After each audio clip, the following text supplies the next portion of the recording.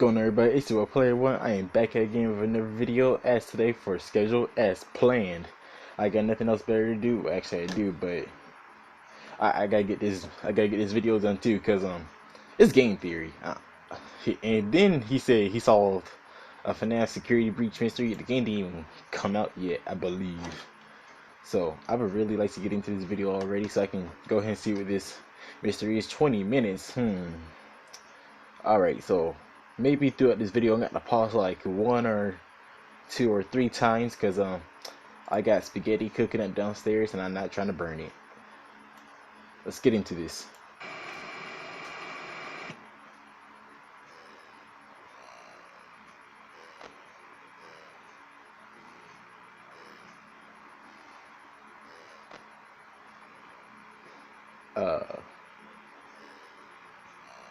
Nope.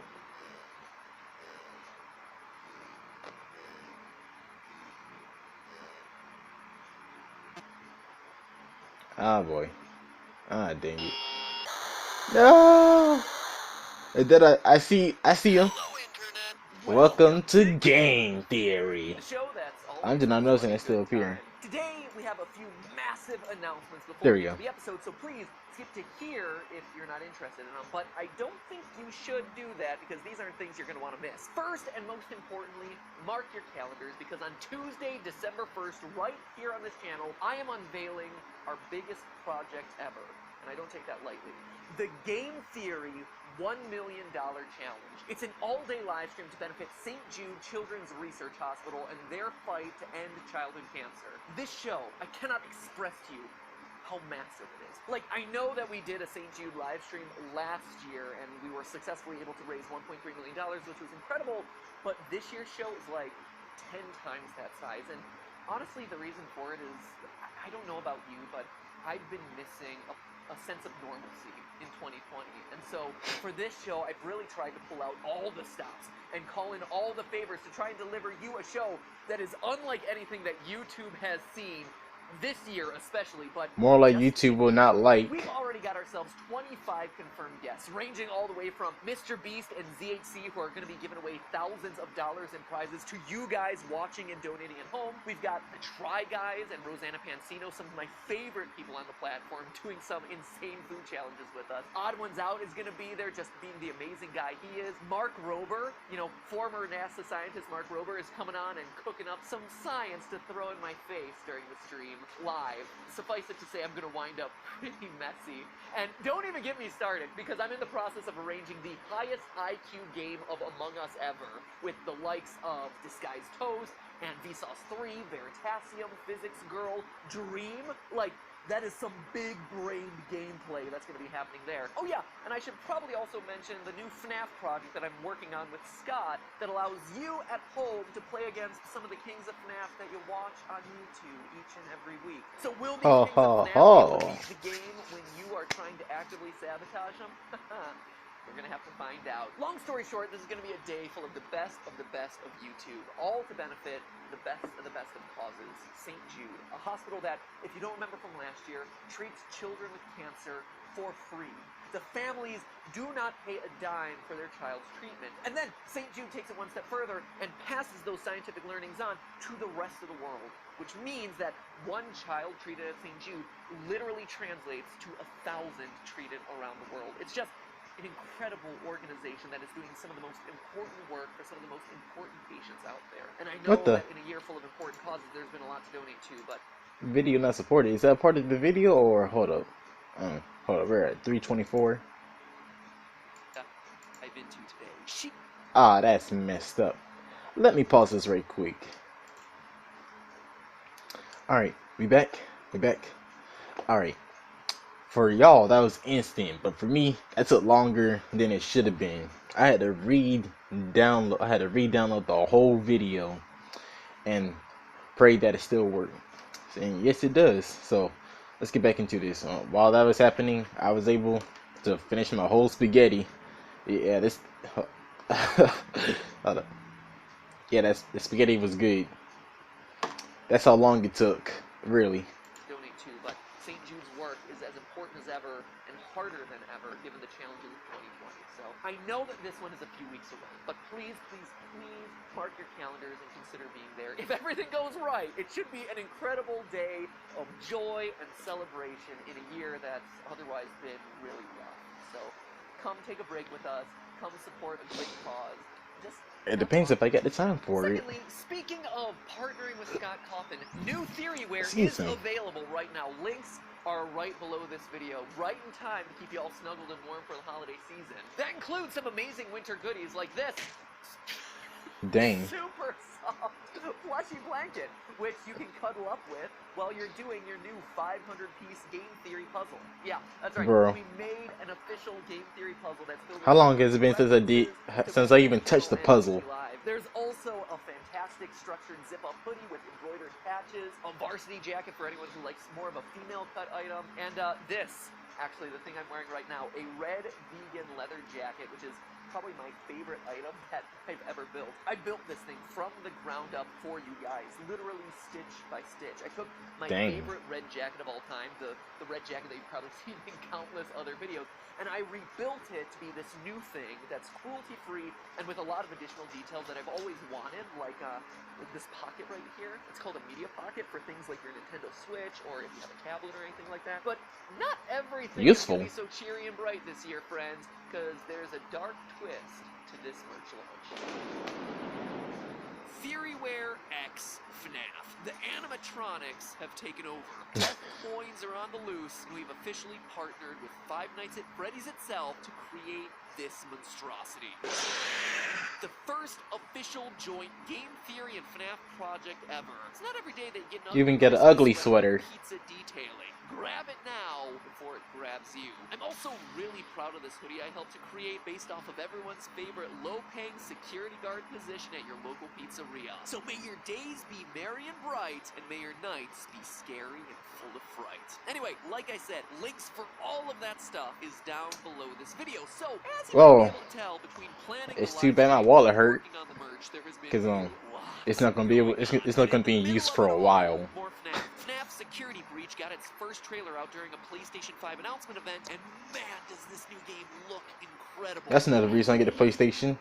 Your friends are worried about you. Long gone are the days of just looking at static-filled still image camera feeds, my friends. And before we move on, can I just say how cool it is to see an indie franchise started by one man working at Dollar General rise to the point that it's now getting a spotlight alongside time-honored franchises like Final Fantasy and God of War. And not only getting spotlight alongside them, getting more views than nearly everything else in that showcase. That is true. Awesome. Well done, Scott.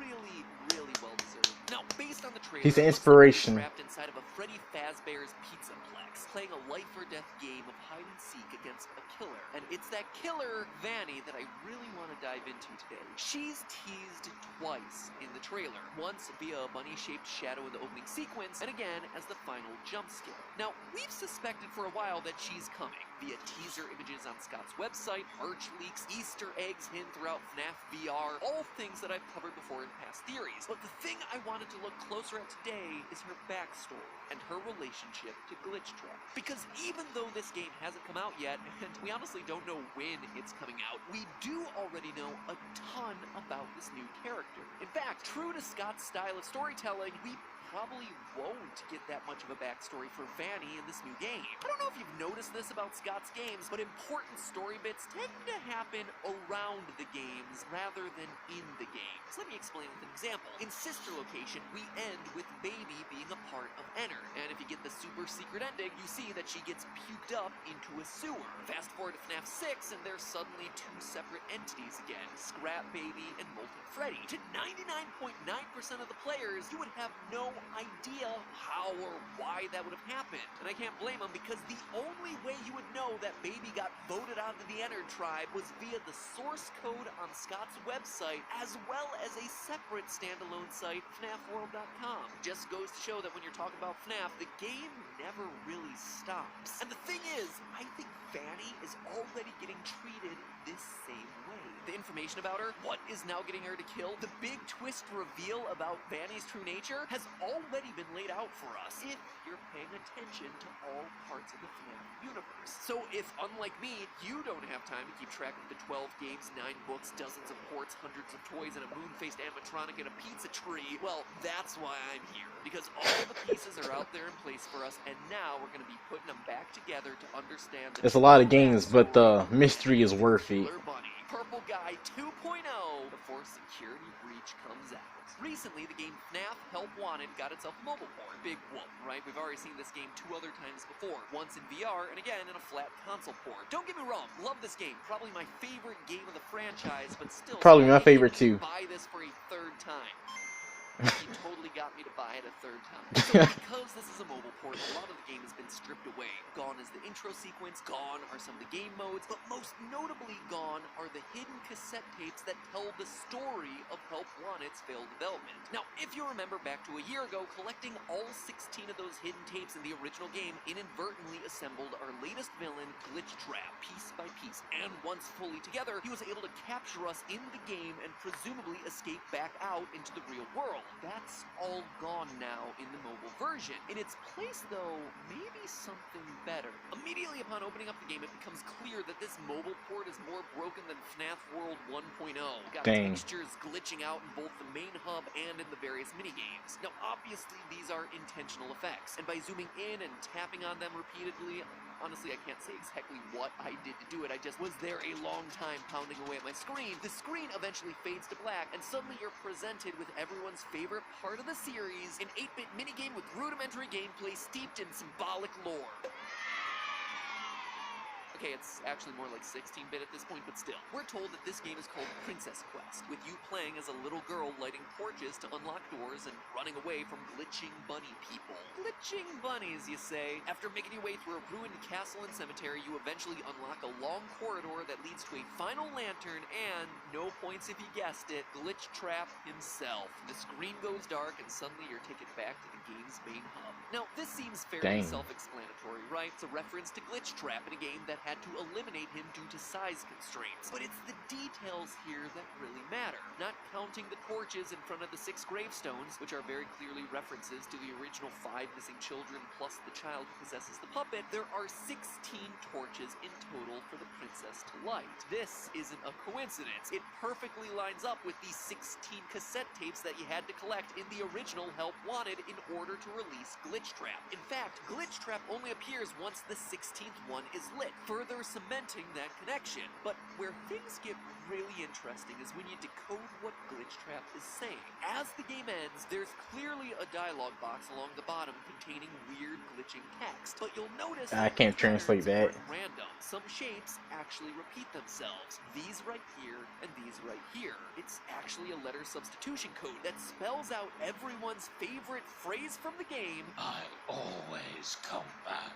And taking it all one step further, we can actually extract the audio from this moment.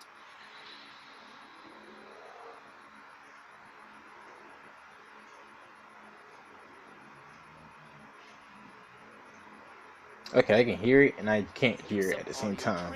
By doubling the speed and then reversing it, we get this.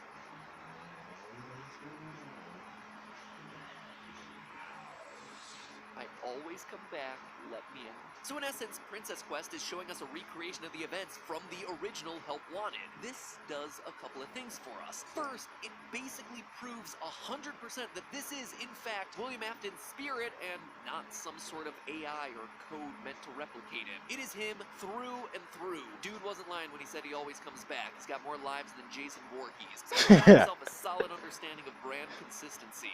Afton always comes back. Secondly, though, what Princess Quest is doing is confirming for us the origin story of our new killer, Vanny, Vanessa. In the original game, the fate of Tape Girl was unclear because she sometimes encouraged us to collect the tapes and sometimes didn't. But here we get clarity on the whole story. Vanny is the princess with the lantern. She collects all the tapes, pieces, whatever, and gets taken over by Glitchtrap. This all confirms what we were speculating about before with Vanny in a previous theory from a year ago, that a young woman named Vanessa, Vanny for short, would be taken over by Afton to kill in his name, brainwashed or partially controlled by a spirit living inside of her. Yes, I hear you.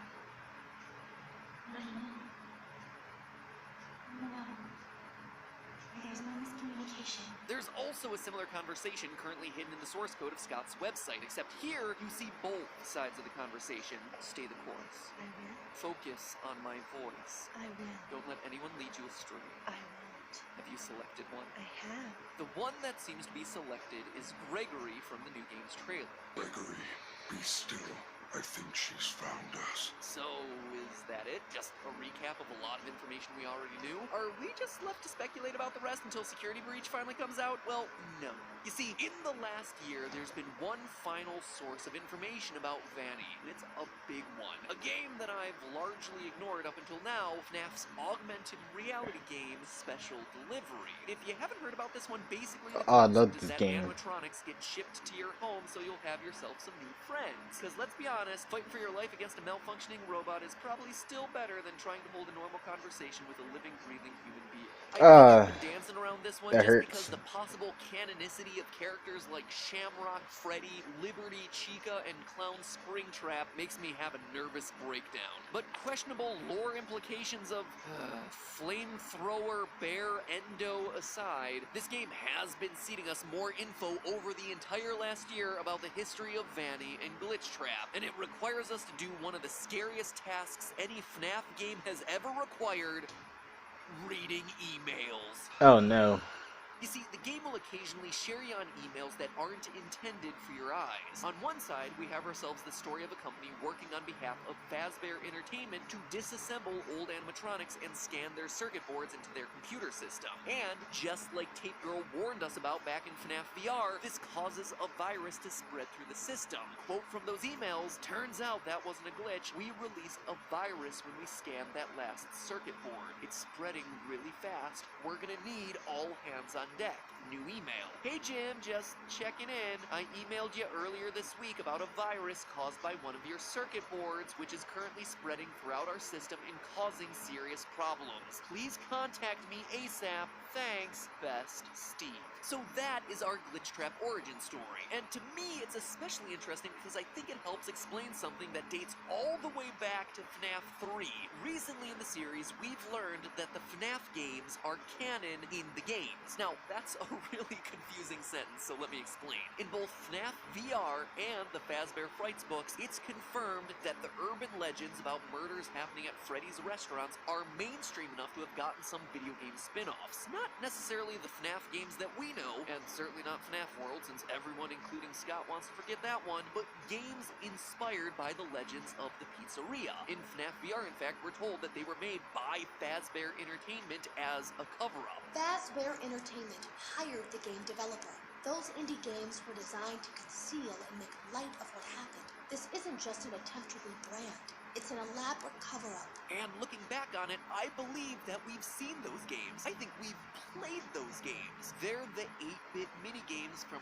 FNAF 3, Mangle's Quest, BB's Air Adventure, Chica's Party, and Stage 01. Heck, they might even include the Take Cake, Give Gifts, etc. mini-games from FNAF 2. Those are the games being referenced in the games. I mean, they even have those sorts of cheesy titles that would come with cheap Atari-style games of that era. And how do we know all of this, and why am I talking about it now? Because of Glitchtrap. It's easy to forget, but the last minigame that you have to play in FNAF 3 features a glitched out bunny hopping, I didn't even mean to put the pun there, hopping between the various minigames. This is the first appearance of Glitchtrap. It's Afton's spirit trapped inside the circuit boards of these retro games looking for an escape. An escape that doesn't actually get realized until he's scanned into a new modern computer system meant to produce FNAF VR. Now, admittedly, this is a bit confusing when it comes to the timeline. We know Freddy Fazbear's Pizza was founded in 1983, as we see from the VR coins in Help Wanted. In FNAF 1, Phone Guy tells us that the animatronics have been around for 20 years. That puts FNAF 1 in 2003, not 1993 like I previously thought. And based on the official description for FNAF 3, Fazbear's Fright and the discovery of Springtrap all happened 30 years after the closure of Freddy's, making that one roughly 2030 33. Now, we have no That's idea way in the when future. and how Afton got a piece of his soul into the circuit boards, probably via his extreme agony at getting spring locked. But if this company is literally opening animatronic suits sent from Fazbear Entertainment and scanning the boards as implied by the emails, are we assuming that they opened up the Springtrap suit, completely ignored the dead body inside, and scanned it? Just doesn't seem likely to me. Is Fazbear Entertainment rescuing the board after he was burned to death in FNAF 6? It's just odd. This is why I don't like to talk timeline with this series anymore. To me, the simplest solution here is that William Afton's soul is just in multiple places at once. Split like a Harry Potter Horcrux, only instead of swords and scars, he's split between suits and circuit boards. And one of those iterations is Glitchtrap, stuck in the various game's codes until he's eventually released. But reminding all the way back to FNAF Special Delivery, there's a separate and related story happening in the secret inbox between Lewis and his fellow employee, Ness. Ness, as in Vanessa. It's Vanny again, my friends. Here we see a series of emails where Ness is acting weird, and Lewis, the IT guy, is honestly acting weirder because he's creeping on Ness. Here's a few highlights from these emails. Hey Ness, it's no big deal, but I wanted to reach out off the radar and remind you about the company policy about personal internet usage. Certain words and phrases trigger red flag reports, so your last order got automatically sent to me. Basically, anything mentioning torture is gonna raise the alarm. If you have any questions about the policy, let me know. We could even get coffee or something and go over all the words to avoid. And now I've raised my own red flag. Good thing I'm the one who gets the notification. Smiley, Lewis. Hey Ness, Dang. wanted to see if you're doing okay. I appreciate your taking my advice about red flag search terms. If I thought I'd have to file an incident report on you, I think I'd just have to quit instead. I was a little worried. Maybe something is going on with you. One day you're researching flowers and the migration pattern of bees. Fascinating, right? And the next day you type in, how far can a human being be cut in half before losing consciousness? I figured maybe you're writing a screenplay or something. Always here if you need me, Lewis. Hey, Ness. So the word compliance by itself isn't going to set off any red flags, but the sentence, how to induce compliance in human subjects and how to induce self-compliance did actually get my attention. I think the answer might involve chocolate chip cookies. Always works for me. I also thought it was strange that these were immediately followed by searches that couldn't possibly have any relevant answer. Okay, I know I've been silent this entire thing because I'm just absorbing all this information, but my guy's really creeping on her. Like, you're looking at everything she's searching.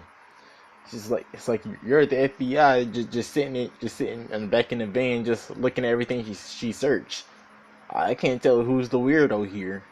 For you. Did you search for help by itself? Anyway, my offer still stands if you want to go over the company policy. I'm free any day after work. We could grab dinner or coffee if you want, Lewis. Oh, Lewis, when you say stuff like that, it makes me...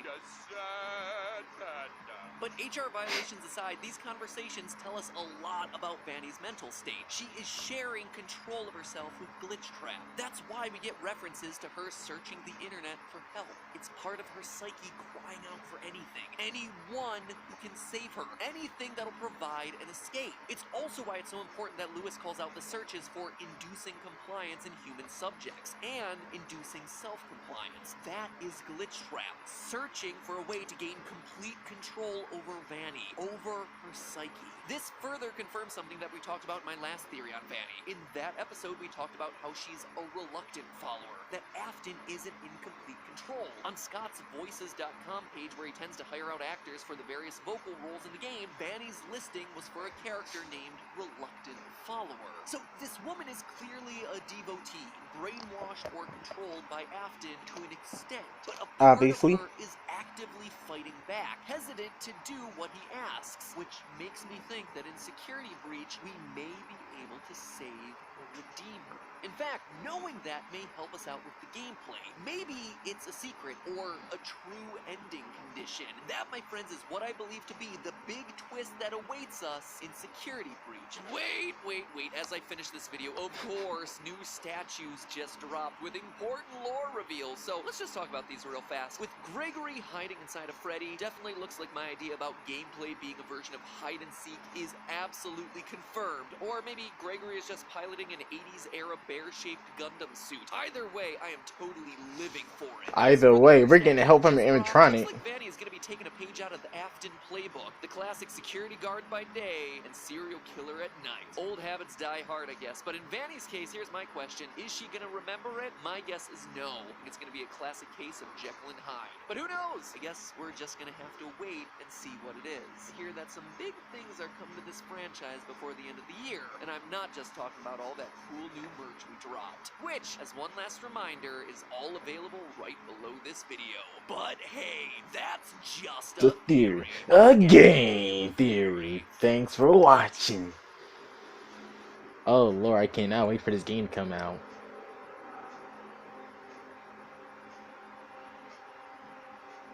Okay, I'm getting creeped out. No, stop that. That was not supposed to happen.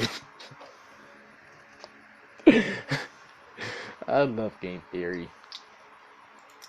So yeah, and that's another reason why I should get a PlayStation 5.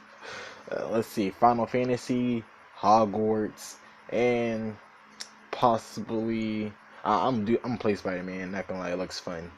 And add Five Nights at Freddy's Security Breach. I gotta get my friend Bryson to play FNAF. I'm gonna get him to play. I'm gonna get him to play one of these days. One of these days, I'll get him to play a FNAF game without quitting. That was the video of game theory, and thankfully it did not cut out on us. Cause through this whole video, I was just quiet. I ain't gonna lie. Since was the last time I did a reaction video while being quiet? It's not much of a reaction, is it?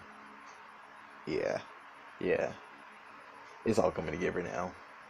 Anyways, I hope you like and subscribe. Make sure you subscribe to Game Theory because he ruins your childhood since 2011.